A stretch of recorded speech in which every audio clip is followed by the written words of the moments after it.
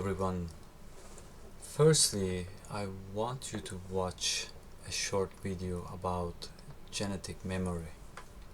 What if I told you that the human body not only housed an individual's memory, but the memories of his ancestors as well? Genetic memory, if you will. Migration, hibernation, reproduction. How do animals know when and where to go? What to do?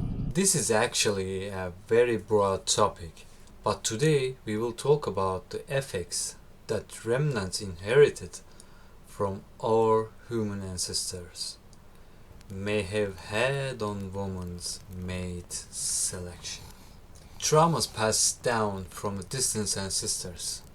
For example, being killed during sleep or being attacked at night by a predator can leave side effects in certain parts of the population, such as waking up the slightest sound while sleeping.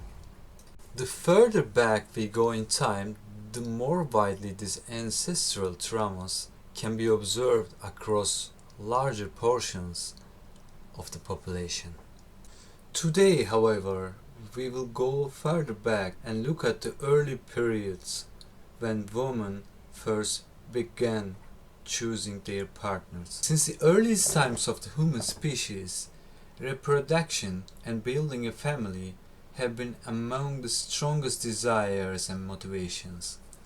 Here, we will focus on what women paid attention to when they had the ability to choose. Intelligent, muscular, or rich? Which one is the best? Before agriculture and settled life, one of most important food sources for humans was hunting. When a woman chose a partner and became pregnant, it naturally became difficult for her to travel long distances or hunt. She depended on the men both to provide food and defend against the dangers. When a weaker man, those who were unable to hunt effectively and failed to bring enough food, many children did not survive, and the woman experienced profound trauma. Because of this, when choosing their next partners, women began to prefer stronger, more muscular men capable of hunting and even fighting dangerous animals. Since this choice often produced better survival outcomes, the preference continues and became more common over generations. Before money was invented, valuable resources was stored food, caves, shelters, settlements, tools, and equipment all functioned as forms of wealth.